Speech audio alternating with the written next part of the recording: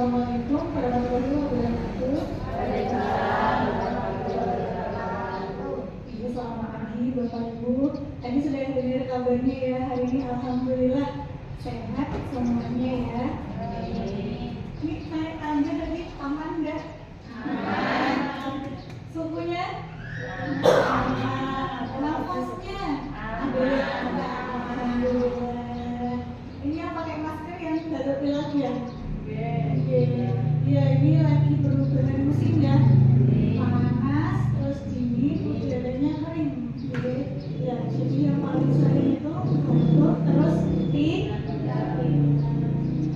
yang sudah lama ikut peralani siapa ini?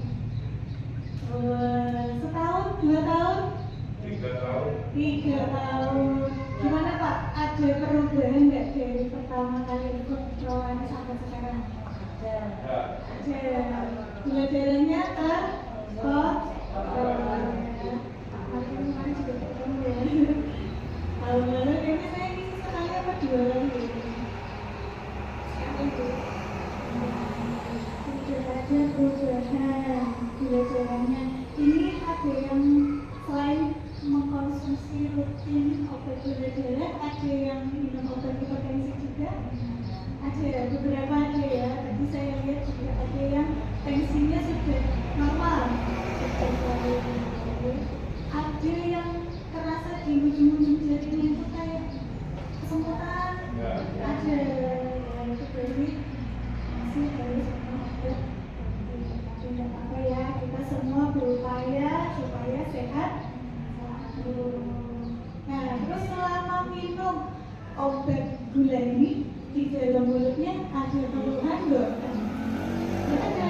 Ada yang mulutnya terasa kering? Kering. Ya, biasanya kalau kering makannya juga kurang nyaman ya Bu ya. Sering sariawan bahkan.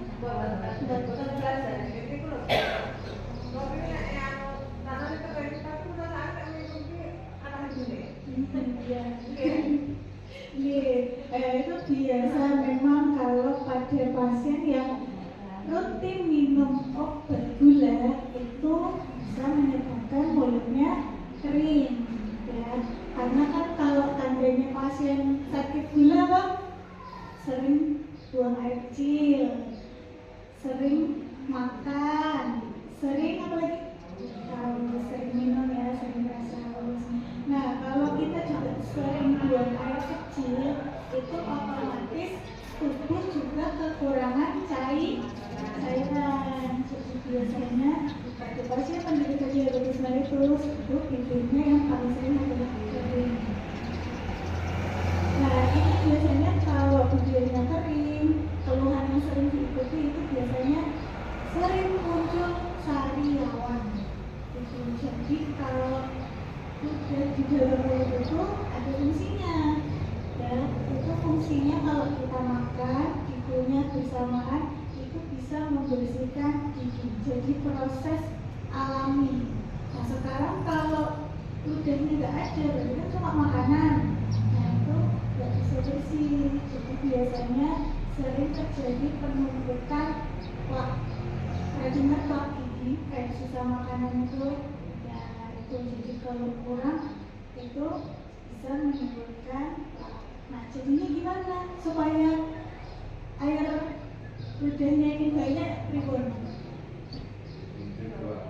Iya benar Pak Margi. Konsumsi buah yang asam gitu. Biasanya kan kita kalau nonton orang makan lopis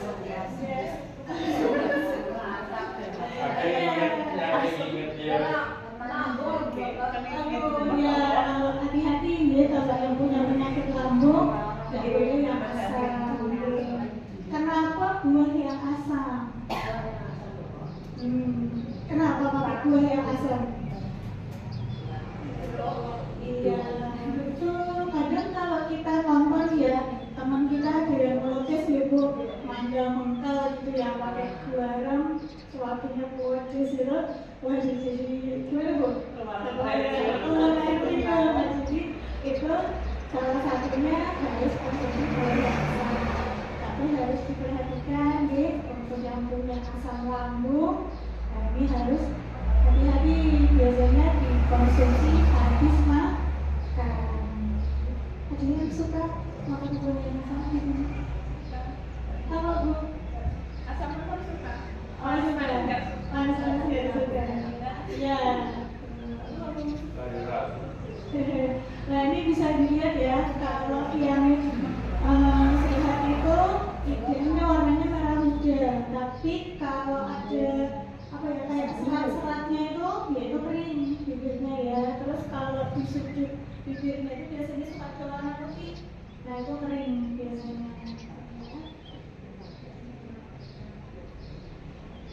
Ada yang seperti ini gusinya merah, ada.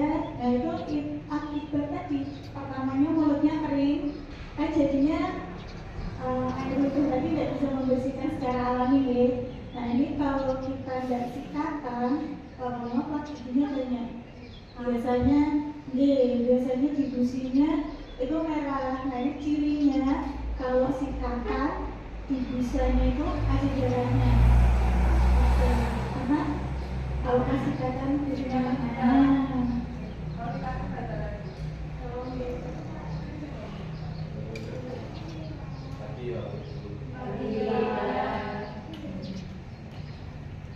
Ya, itu tandanya kalau pas ikatan itu di bisa odolnya itu ada warna coklatnya, itu darah. Jadi bisa ikatnya pertama terlalu kencang.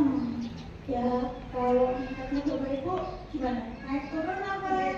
Oh iya, nah, kalau pasien DM kan mudah seperti itu ya. Jadi sikat giginya kalau miring gitu, fungsinya gimana? Kan itu lekuk-lekuk gitu. Kalau ngikatnya kencang gitu, berdarah enggak?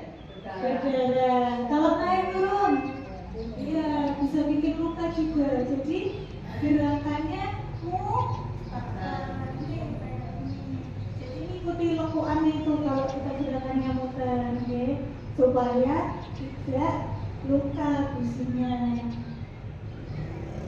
Nah tadi kalau misalnya terus ya ada gusinya sakit, terus nggak diperiksakan, dibiarkan, ini bisa bertambah semakin menjadi parah ya.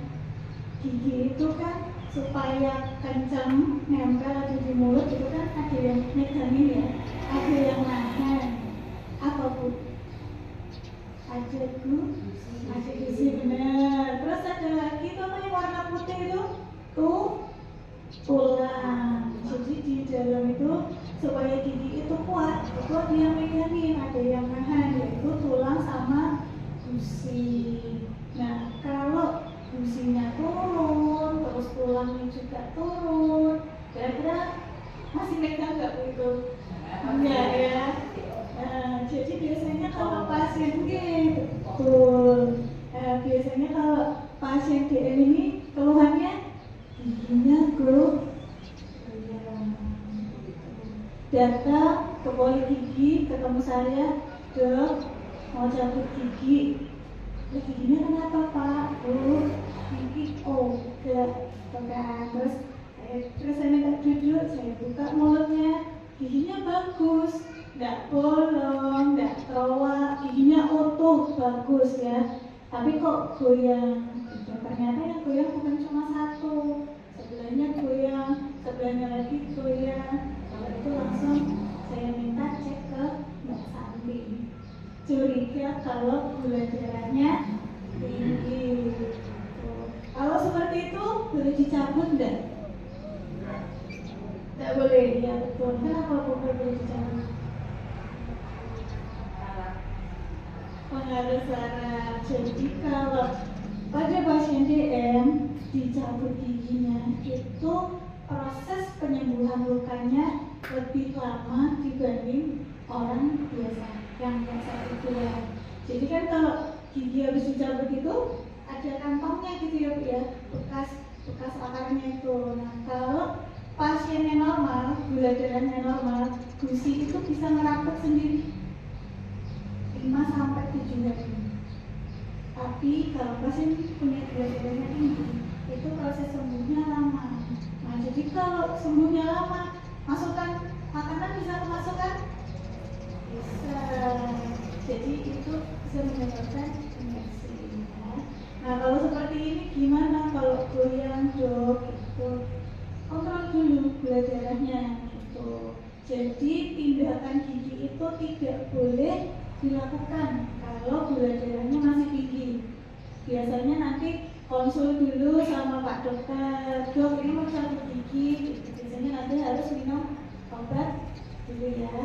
Baru bisa dilakukan tindakan. Selama sakit giginya nggak darurat ya, nggak sampai nggak bisa tidur atau nggak bisa makan, gangguan nafas, itu biasanya ditunda dulu sampai gula darahnya nol. Ada yang di sini goyang giginya? Ada? Ada.